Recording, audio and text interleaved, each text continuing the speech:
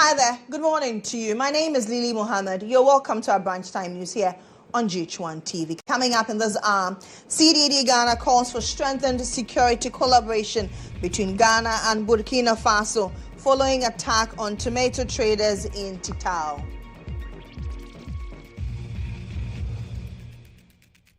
Also, the National Communications Authority tightens rules for telecommunication networks as it requires them to extend network coverage to every constituent town within each metropolitan, municipal and district assemblies. Also, one of the victims in viral video filmed by a Russian national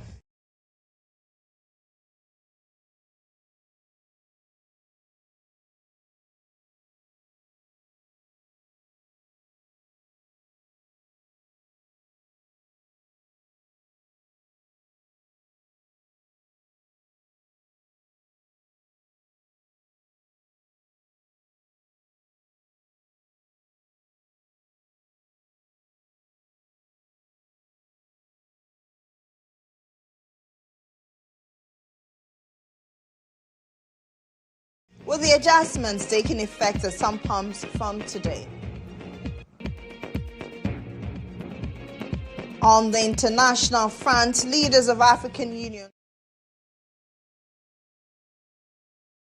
declaring slavery, forced deportations, and colonialism as acts of genocide and crimes committed against the African people.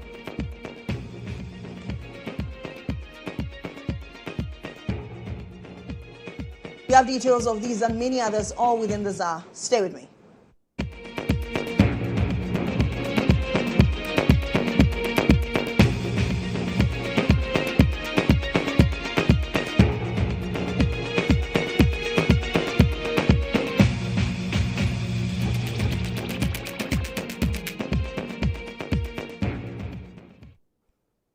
Once again, I am Mohammed. The Colleges of Education Teachers Association of Ghana, CTAG, has suspended its nationwide strike following the release of funds by the government to settle key outstanding allowances. Following this, CTAG has directed all members across the Colleges of Education to resume academic duties and return to the lecture halls effective Monday, February 16, 2026, which is today.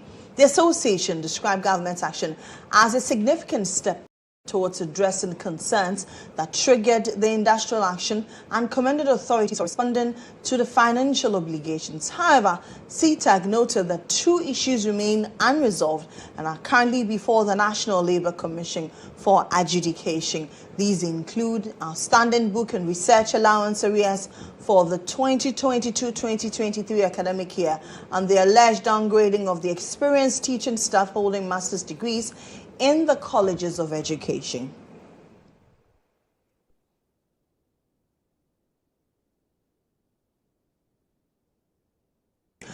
Joining us on phone is the national president of CTAG, Maxwell Bunu. Thank you very much for joining us, Maxwell. Good morning to you. My dear, good morning. Please, how are you doing? I'm doing awesome. Thank you for asking. I trust you're doing well too. Sure, we are enjoying the grace of God. I'm sure you're equally happy, as your members are, that government has honored its side of the bargain. Anyway, thank you for the opportunity. And first of all, I would like to use this opportunity to thank the Minister for Education, Honorable Haruna Idrisu, for the efforts that he has made in resolving the issue, even though not complete. And we also want to wish him a speedy recuperation as a result of his recent accident, so that he can recover quickly and resume work. My happiness cannot be complete when the remaining two issues have not been resolved, as you have rightly outlined in your intro. We still have our 2022-2023 book and research allowance arrears, which GTEC has failed to collect data on, and that has not been paid. Then also our colleagues who have been downgraded, experienced colleagues, of course, some have worked for 20 years, 25 years. As a result of the migration, they have been downgraded, and a lot of allowances that they are supposed to be paid to enable them work have been denied them. Meanwhile, they are still performing the same task just as any other lecturer in the colleges. So those two issues are before NLC, and we wanted NLC to speed up the process and adjudicate on that so that we can make progress. Are there timelines to these issues that you raised with the NLC? Are there timelines? Last year, when we met NLC on the 19th of November 2025, they promised initially that they were going to invite us on 21st of January 2026 for the hearing. We didn't hear from them, so we made a follow-up to the commission, and the executive secretary said that they were still looking at our submissions and that of the stakeholders. So they would let us have the ruling. So as of now, they haven't given us any timeline. So we're planning again to reach out to them so that they can give us a clear timeline when the ruling will be ready so that we can take it up from there. The conditions under which you went on your strike, have they been fully met? Are we in any time soon going to hear another strike declared by your association? This is not the first time you've had favorable outcomes, but you've still gone ahead to declare strikes. Like I said, 3 issues have been addressed by the minister. That is the payment of the all-year-round work compensation for additional duty performed in the year 2022. The payment is still ongoing. Our 2024 book and research allowance arrears too is also being paid. And also the precarious case, that is the top-up for their research allowance for 2022. It's also, that money too has been released. The reason why Council took the decision on the 14th to suspend was that since these 3 issues have been resolved, the remaining 2 are before NLC for adjudication. And the reason why we needed to suspend the strike was we wait for the ruling and then we take it up from there. Now, you realize that CITAC is not a union that is strike happy. It is when we are pushed to the wall, when we have done all the necessary homework, and yet those who matter to us refuse to do the needful. So we do not want to get there, and it is not part of us to just declare strike. It is when we get to the limit, that is why we embark on strike. So we hope and pray that the minister, as he recovers, the other stakeholders, GTEC, Brinkhoff, will all find a common ground to find a lasting resolution to the remaining 2 issues. We do not want to get to the stage where they will drag their feet again and CITAC will be pushed to the wall to embark on another strike. But I will not hesitate to do that if they fail to do the needful. We have already sent messages to them. We have already sent messages to GTEC that we want to have a meeting with them and look at the remaining issue as soon as we get a ruling from NLC. Okay. So thank you very much for speaking to us. That's Maxwell Bunu. He's National President for the Colleges of Education Teachers Association of Ghana. Our government has confirmed that a truck transporting Ghanaian tomato traders was attacked in Titao, northern Burkina Faso, on a Saturday, February 14, 2026. According to information received from authorities in Burkina Faso, the traders were traveling through the northern town when their vehicle came under attack. The circumstances surrounding the incident, including possible casualties or injuries, are yet to be officially confirmed. Ghana's embassy in Burkina Faso has since engaged local authorities to obtain verified and detailed information. The embassy is also working to visit the scene to establish the identities and condition of the Ghanaian nationals involved. Government sources describe the development as deeply concerning, particularly amid ongoing security challenges in parts of Burkina Faso. Officials say efforts are underway to establish the full facts and ensure appropriate support for affected individuals and their families as updates emerge.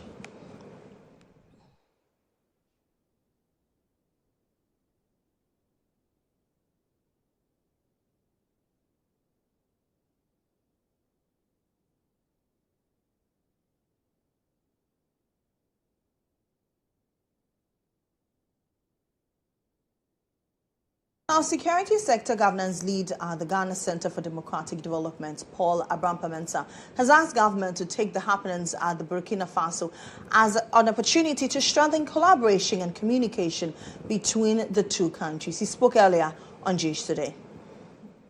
It's a critical some of these negotiations. Whether ECOWAS or not, Ghana has a boundary with Burkina Faso. Yeah. Ghana trades with Burkina Faso.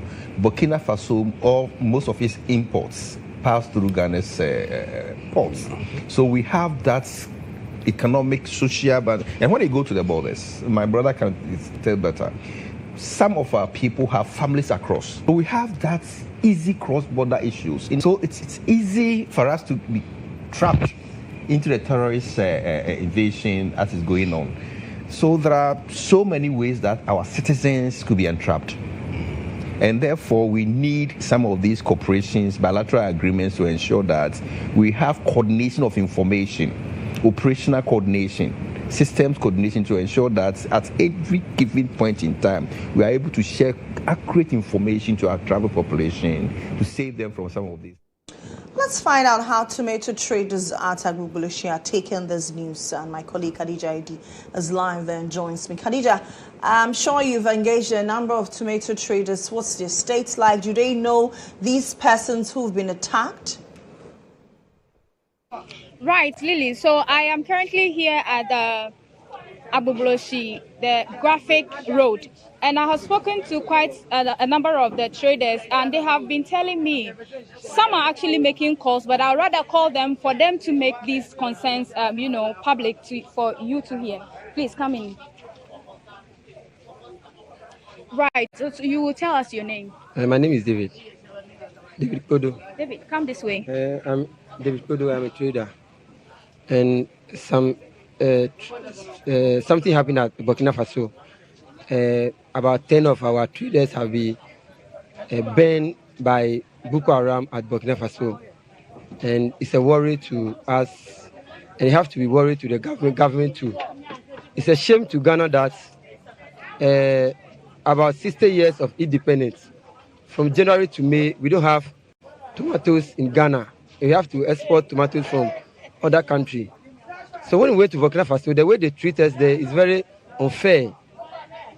You see, the government have to do something about this thing. And we have Ghana ambassador to Burkina Faso. And we don't know his work over there. If they are treating us unfair or they are treating us badly over there, we don't have anybody to complain to. And the ambassador there is for us, or he's standing for the people of Ghana over there. But when they are treating us or they are killing us, we don't have anyone to complain to. So we are appealing to the government to talk to the ambassador over there so that when they are killing us, they can come in. Because they burn 10 people over there. They just set fire on the car and burn them. When we have tomatoes in Ghana, we can't go there and they will treat us badly. So it's very bad. Right. Thank you very much. Your concerns will be addressed. Oh, so my friend. All right. So we will go and engage someone else who is also very big when it comes to. Sorry. Hello, Mama. Mama, kindly talk to me. What have you got to tell us about? All right, she is not in the mood because obviously she is completely off, but we have someone who will talk to us. All right, so please talk to me.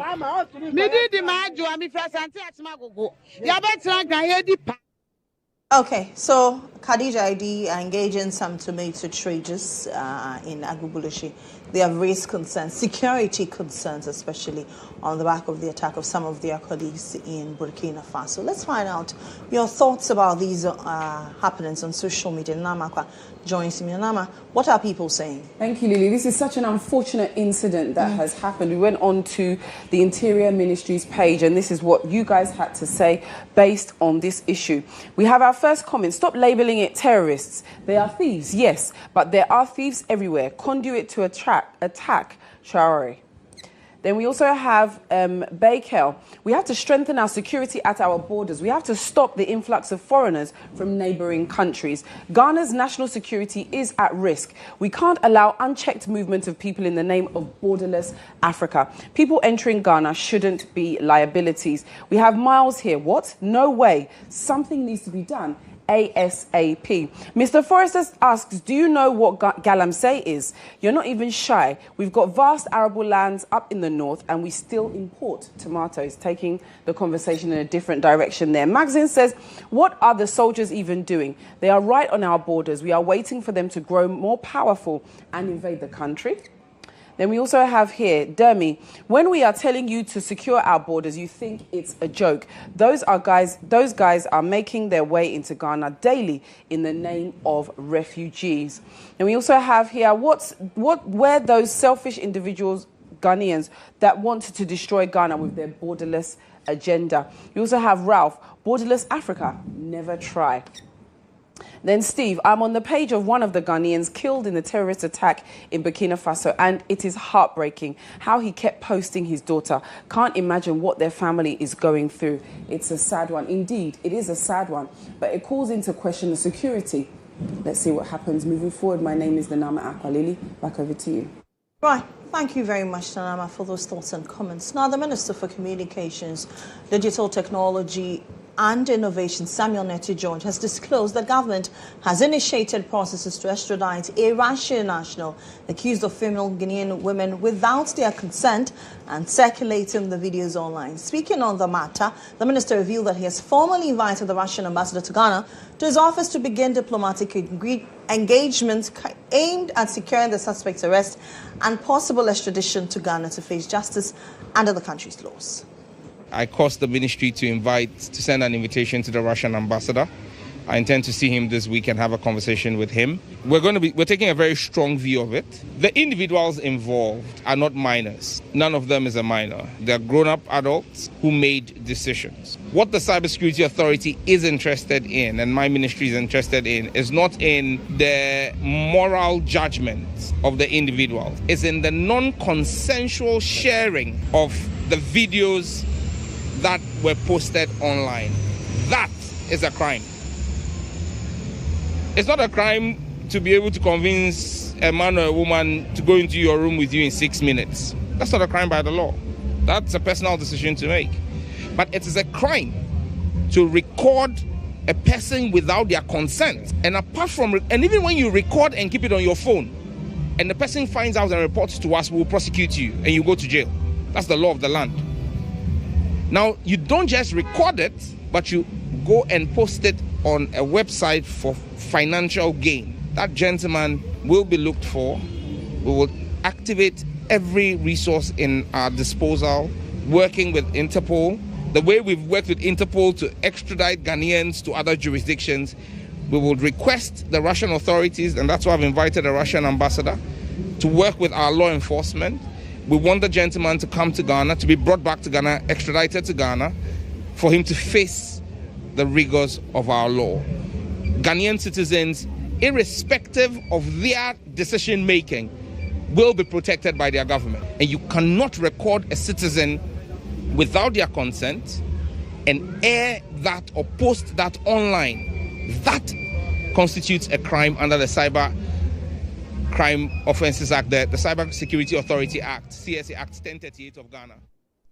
One of the women captured in the viral video filmed by the Russian national has denied claims that she had any sexual encounter with him. Speaking to content creator Nana Donkwatha, the woman explained that she is a real estate agent and had only visited the man to assist him in securing an apartment at his request. She further disclosed that the incident has taken a personal toll on her family, revealing that her husband is seeking a divorce, saying he's unable to cope with the public embarrassment surrounding the matter. We are real estate agent. You are approaching your counter on what's your video now? Who say why you cut and join your conversation anymore? I will be some said you work here and I'm saying no, I'm a real estate agent. I'm not cutting so okay, he just got into the country that he wants an apartment where he is expensive, so he would like to move. And I saw that as an opportunity for me to get a client. So he was trying to make advances towards me. And I'm catching and he said, That's not what I'm here for. He called me that he wanted an apartment, so we should discuss it. But if you want other ladies, there are other ladies out there. I can even help him get, because I have a man, like I'm married, Crampo. That's what I told him. But I didn't know, say all this he was recording. I never had sex with him, ma. I never had sex with him. I don't know why my video and this one is everywhere. My family is at stake. My son too. He's so young to be going through this. My mom too. Everything is so messed up. As of now, he wants a divorce because with all the shame, he can't handle it. That's the latest development on the matter. But Richard Kumado is a cybersecurity analyst and international relations expert as well. He joins us for a further conversation of this. Mr. Kumado, thank you very much for joining us. Good morning to you.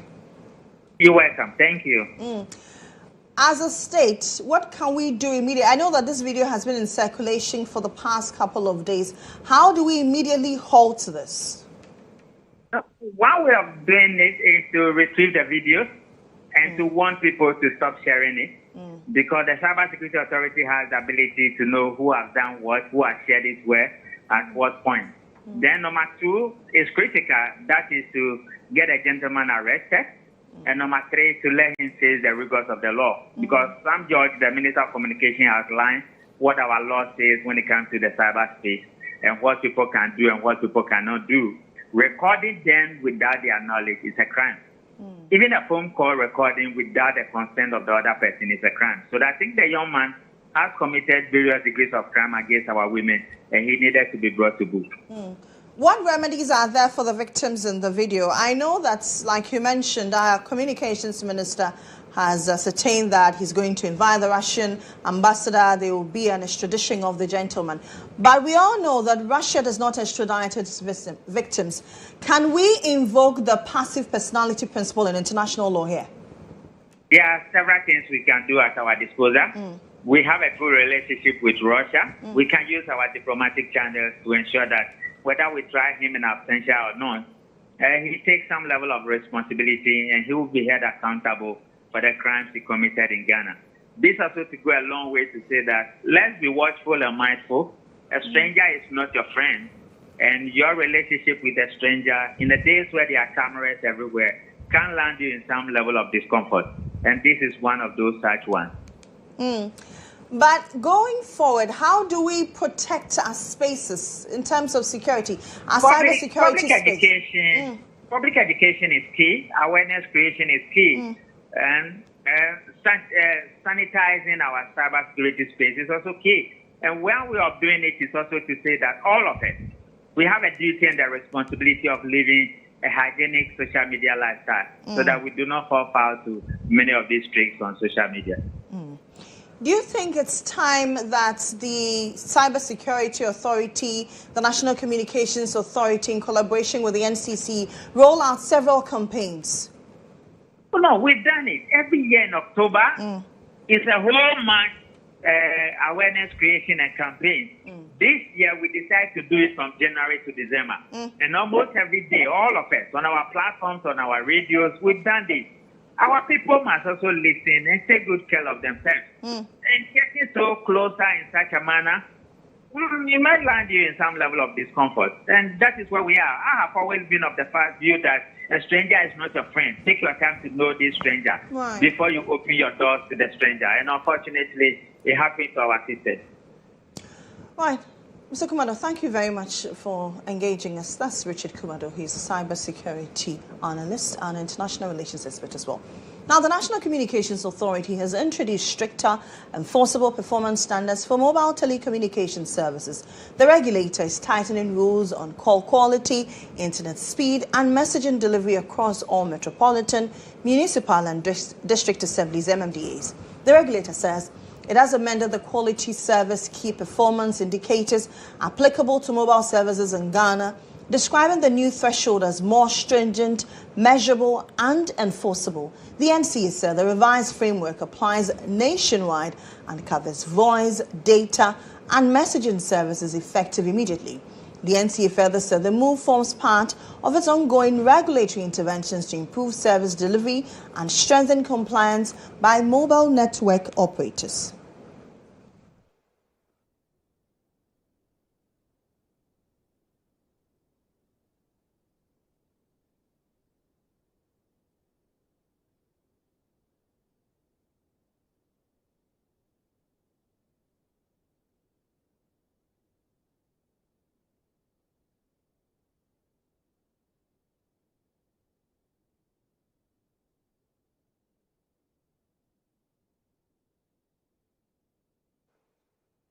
We'll engage consumer group CAT International shortly on this particular new directive by the National Communications Authority.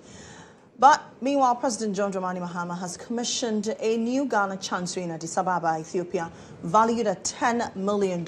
According to the Minister for Foreign Affairs, Samuel Okudzeto-Ablakwa, the cost of the project increased from over $9 million to $15 million, largely due to delays and depreciation. President Mahama has described the new chancery as befitting of Ghana's status in Ethiopia, particularly as one of the founding members of the African Union. Project that we had initiated many years ago had still not been completed. I remember exactly that period. We had a lot of lands that had been donated to us by our host countries, and we hadn't built on them, and yet we were renting very expensive properties to house our chanceries. And so the Prime Minister of the time, Hannah Tete, brought a paper to cabinet, and we approved it. Our chancery here in Ethiopia was one of those selected to have a permanent structure. We will pay the outstanding amounts and let him resume work, because I want to make sure that by the time I come here a year after, we will be able to commission this chancery. This will serve as our mission to Ethiopia and also our permanent mission to the African Union. Everybody knows what the historic relations have been between Ghana and Ethiopia as founding members of the then Organization of African Unity, which later became the African Union. And so, as one of our prominent diplomatic posts, it is only fitting that we have a chancery that reflects the importance of the relations between Ghana and Ethiopia.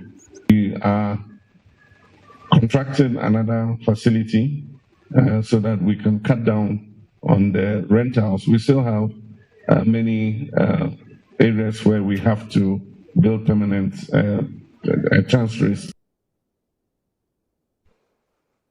All right, let's go back to our earlier story on the National Communications Authority enforcing stricter measures for mobile network operators. Joining us by phone is West African Regional Director of CAT International, Apiakusi Adumako. Mr. Adumako, thank you very much for joining us. Still morning. Good morning to you. Good morning to you and your viewers. I'm sure this particular stricter enforcement is long overdue, knowing very well that a number of us do not have value for money when it comes to these telcos. But how will the NCA ensure that telcos give us value for money? Once again, good morning to your viewers. I think the quality of service standard as by the regulator within the last 24 hours is indicative of the fact that the regulator expects the service providers to be able to do better than what they are.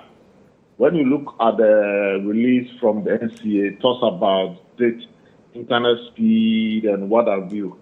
And I think it's an improvement from where we were before. And I believe that if the operators are able to go by the standard, I'm sure that consumers will have value for money. Of course, this doesn't address the issue of high cost of data in the country. I think that's a different conversation that we may need to have in a different time. So for us as consumers, how do we measure this? Because you say that in the last 24 hours, internet connectivity, internet speed, but I'm still facing some challenges with my internet. Yes, the release has come. Some of the operators will need to reconfigure their systems to be able to comply with that. Let me also add that some of them, what the operator issued is the minimum standard. Some are already in a comfortable lead, others are not. And so the release is to make sure that it brings everyone at par to the minimum requirements required by all operators. For consumers in rural areas, you think they will have an improvement in services? It's a big issue because most of the operators have their 4Gs and their 3G cell sites in the cities. And a rural area, they give them lower speed. And of course, it's an issue of market. They deploy resources where they get more return. So I think this will be more like a medium to long term.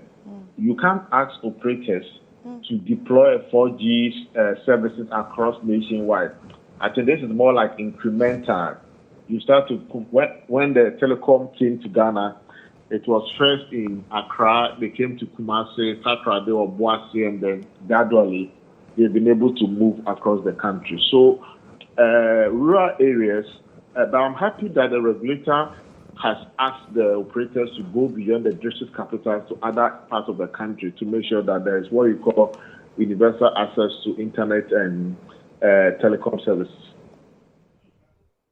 Okay, thank you, Mr. Ademako. That's Sapia Kusi Ademako. He's West African Regional Director for CATS International. Moving on, the Greater Accra Regional Minister Linda Akweli-Oklu has cast salt for the construction of a 12-unit classroom block for the Ayikuma Methodist School.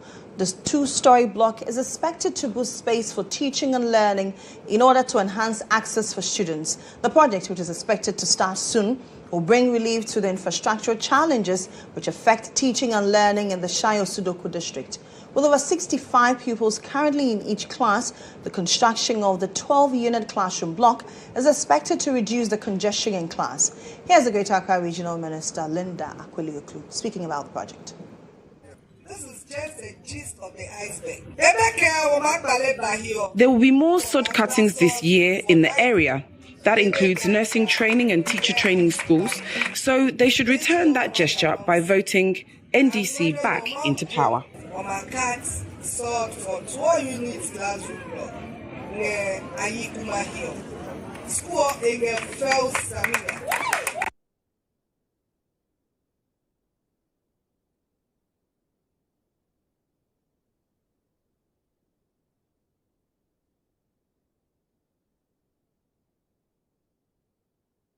Now, residents of New Nkusukum in Mankesim, the Central Region, are in shock following the discovery of a pastor's dead body.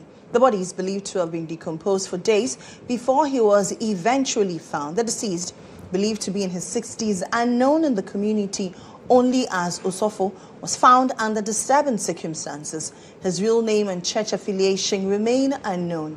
The incident came to light after a neighbor's wife detected a strong stench and unusual swarm of flies around his room. Upon checking, resident found his lifeless body lying on the floor in an advanced state of decomposition. The body has been deposited at the mortuary for autopsy, while the Mankesim Police Command has launched investigations. No arrests have so far been made.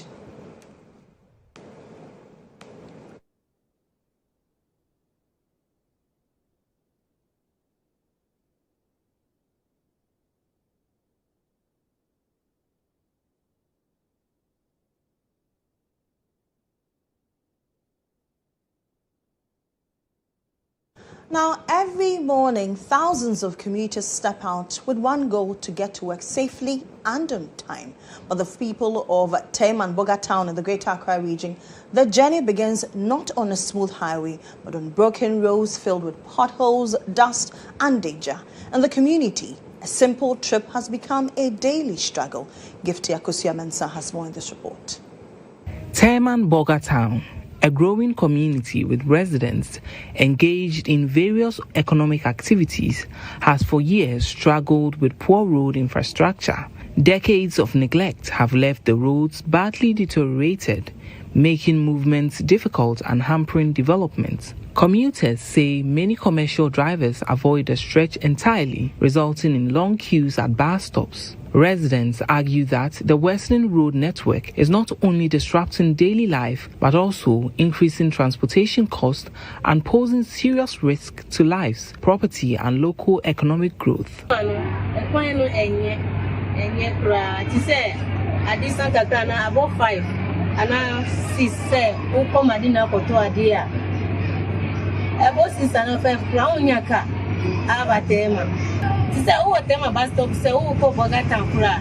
Onyaka 10 cities crowd you be kokra. Umta ka say 15 cities. And when you be ko onye choice here, we be by force nti ye bre Ghana for that woman. I think so umbe boy put so hard we finding here kura. The road here is very, very bad. From Teman to Bogota, the road is very, very bad. Especially when it's rain. There is one place when it's rain, oh Lord, you cannot pass there. Sometimes you have to go and use different places. And even if you charge the customers, they will be complaining. Very, very bad. Sometimes you're waste. The assemblyman for Teman electoral area, Daniel Kweku Owusu, has described the situation as alarming, warning that the deteriorating road poses a serious threat to lives and economic activity, particularly during the rainy season. He explained that construction was delayed due to a court dispute over land ownership, but says the restrictions has now been lifted, clearing way for work to resume. He added that the municipal chief executive, in collaboration with the local assembly, is working to resolve the challenges and implement lasting solutions. He assured residents that the roads are expected to be rehabilitated within the year to address the situation. I have approached my MC, Honorable Ibrahim Fala, concerning the Teman route issue, and so inshallah, this year the government will start constructing the route from Oyalfa up to Bogota, the last stop there. So we are still waiting for the government to come and start the road construction. Residents in Teman Boga town, however, are appealing to government to prioritize the construction of a durable road network. The national chairman of the National Democratic Congress, Johnson Asiedu-Nketia, has assured branch and constituency executives that their efforts in the 2024 general elections will be duly rewarded. Addressing party supporters in the Ifutu constituency, he acknowledged the sacrifices and challenges endured on the campaign trail, emphasizing that their commitment played a key role in the party's return to power. Mr. Asiedu-Nketia reaffirmed that now that the NDC is in government, those contributions will not go unrecognized. As part of his ongoing thank you tour of the Central Region, the national chairman of the NDC, Johnson Asiedu-Nketia, met with branch and constituency executives in the Ifutu to express gratitude for their commitment and resilience during the 2024 campaign season.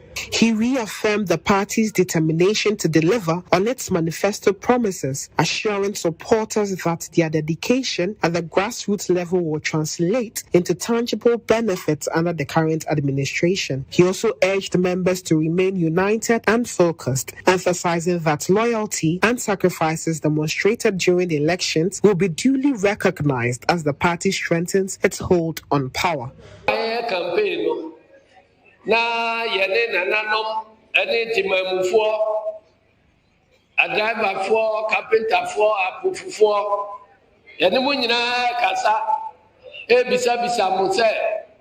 Say Gameboa na President Mohammed Equatra Kunyaswa. And she shall and the Damoniswa, Mutusu say, or Yeboa, Ahotobeba, Masitramu. And Nunti, Mokeka, Marjorie, Echre. And the Nina Bomukoya manifesto. And Nunti, as we are catching them, would die a launching manifesto, and also a launching or Winnibaha. Chief of Esubom Penyin Nana Akon Ejimfi VI welcomed plans to establish a 24-hour market in Winneba, confirming that land has been secured for the project and urged party executives to stay vigilant during upcoming voter registration exercise. Chairman, I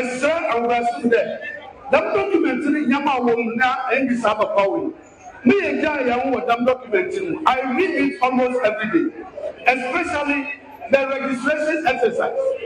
Next 3 years, the electoral process in the country, especially so why registration now? So for now, what we work for police stations and registration centers to do registration. If we are gathered,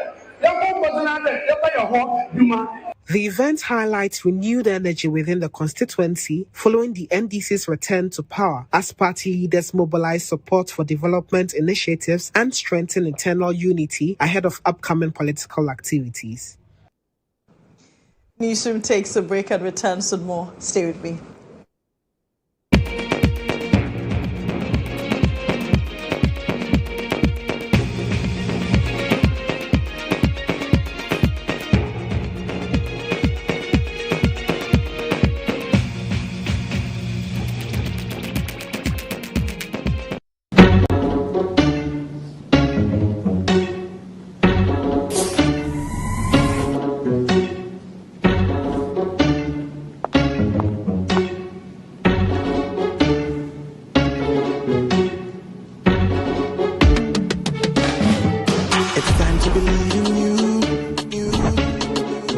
Changing, so should you.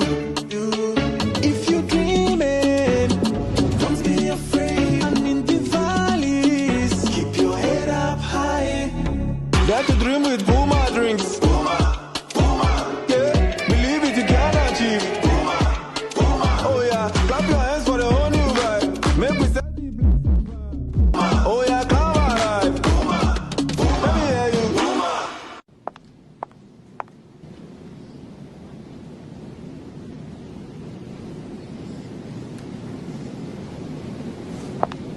Puma drinks, a whole new vibe. Another quality product from Casa Precon.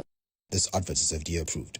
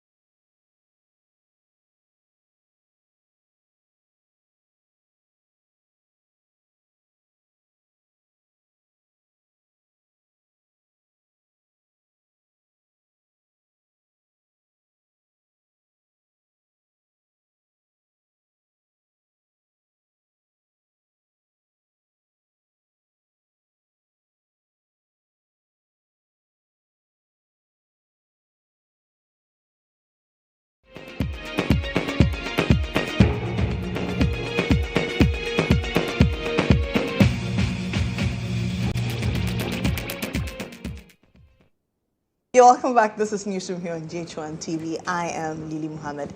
It's now time for the business brief.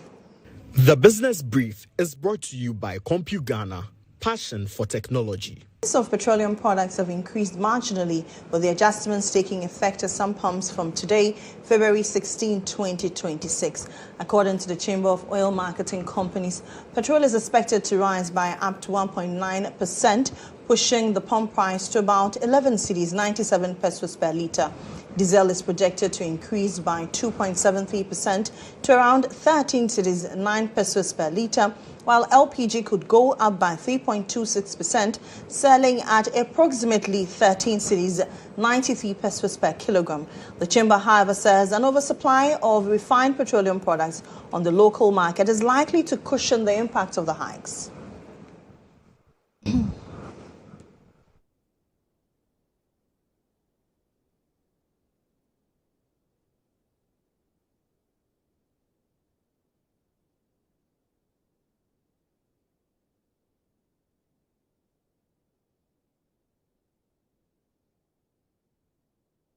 Now, President John Dramani Mahama says Ghana is not out of the woods yet, despite significant economic gains the country has witnessed since he took office. Addressing the Ghanaian community in Addis Ababa on the economy and regional stability, President Mahama cited easing inflation, strengthening cedi against the US dollar, and improved debt levels. However, the president emphasized that the country must not become complacent, warning that Ghana has in the past made gains only to lose ground when global shocks hit. In West Africa, we have no borders, and everybody has 90 days to come into our country.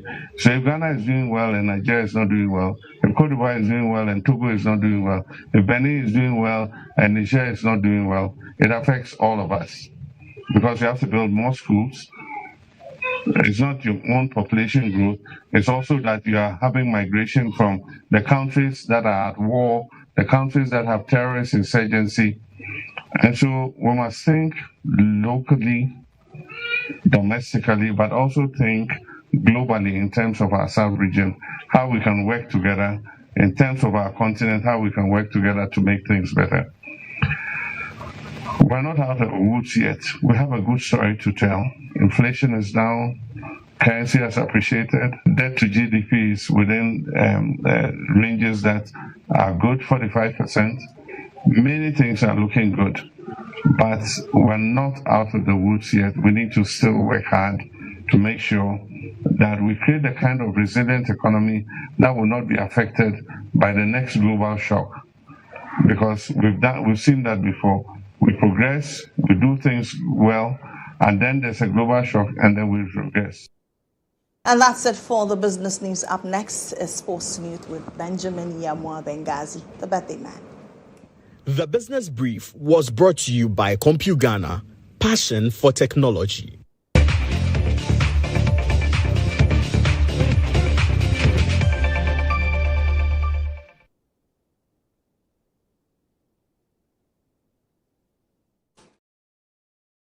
And you're welcome to sports. We begin with the weekend fixtures, and what a weekend it was for Hearts of Oak as they went to Kumasi and got out with a wonderful victory over the fabulous side in Kumasi. Let's run by you the results of all games played this weekend in the Ghana Premier League, and there you have it on your screens now. First game, Hearts of Oak on Sunday going to Kumasi to defeat Kotoko by 1-0. Baba with the only goal scored in the first half for the Phobians. Elsewhere, Hawaii also won 2-1 against Nations FC. Dreams also won 1-0 against Karela. We had Gold Stars winning 3-0 against Basake Holy Stars. All Blacks also won 1-0 against Samatex. Berekum Chelsea were good at home as they won 2-1 against Heart of Lions. And Bichim won 1-0 over Young Apostles. But let's go back to Kumasi, where Kotoko lost at home to a 10-man Hearts of Oak team by some 1-0. The fans out there were not too pleased with the performance of the team based on where you stand as Kotoko. But for the Hearts fans, they were cloud 9 having seen their team defeat Kotoko back home in Kumasi. Very, very excited. We came, we saw, and we conquered. Simple. You know, like I always say, beautiful people with a beautiful talent. Because people thought I'm going to go about what you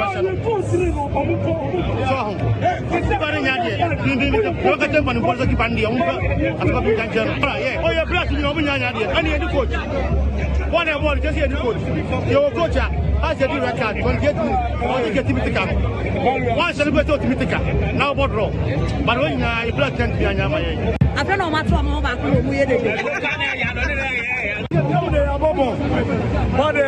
Kamara na amaye the spirit ni na abapom spirit ni na abapom na ye penny pono ye sanya na ye timu no konkosan kitin bi wo ma emboye konkosan kitin bi wo ma emboye omu sore na omu da se coach ye penny pono omu be ku ye timu no omu na ku ye timu no then I bought good to be better now. Let's do because of quality. Now, Sadu. They are Bobo and I show up. Yamasama will put up on Yamount Friday. Better continue going. Get the call. Those are some fans out there in Kumasi reacting to the defeat of Kotoko. Kotoko fans clearly not happy with the defeat their team suffered. It means that they may not be able to get their hands on the ultimate this season as far as the GPL trophy is concerned. Let's go on from there to good news for Ghana, where Ghana advanced to the final round of the qualifiers for the Women World Cup Under-20 qualifiers following their win over South Africa. The British Princesses secured a 1-0 win in second leg encounter, played in South Africa. Now they will either face one of Zambia or Uganda in the last phase of the qualifiers in April. Now, coach for the side, Charles Sampson, after the game, revealed the excitement in the camp of the Black Princesses after winning against South Africa. The mood is unbelievable. You could see a lot of emotions, even to myself, just because the sort of challenges we had in this particular camp was huge. And to come out of that, to come and win here and to qualify for the next round is what we wanted. And so we are so happy.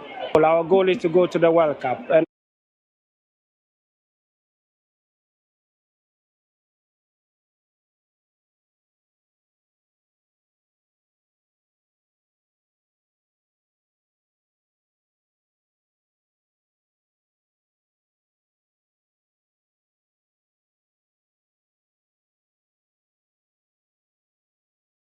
is international news.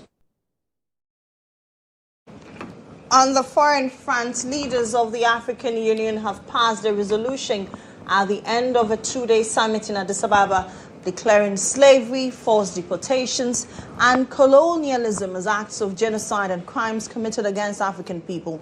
Chairperson Mahmoud Ali Yusuf also urged an immediate halt to what he described as a destruction of the Palestinian people. He emphasized that the conference formally recognizes colonization as a crime against humanity and reaffirmed the union's solidarity with the Palestine people. In addition, member states agreed to observe November 30 as the African Day of Tribute to the African martyrs and victims of the transatlantic slave trade, colonization, and apartheid. They further stated that discussions on the matter will continue with coordinated efforts aimed at securing international acknowledgement of the resolution.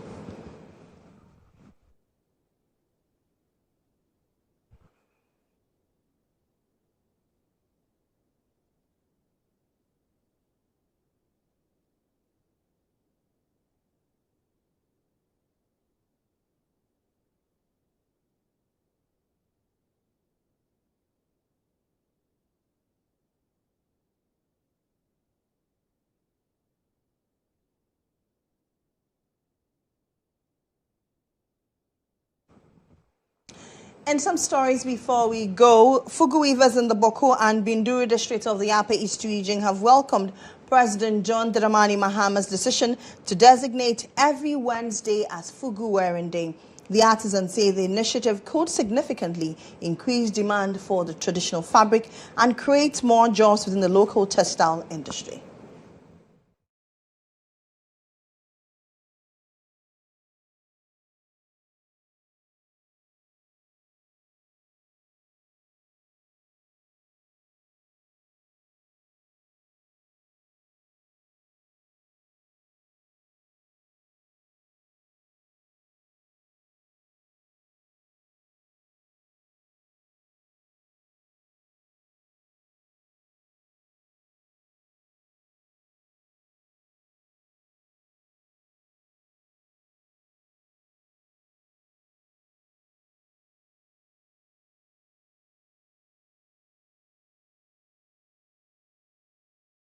For more news updates, kindly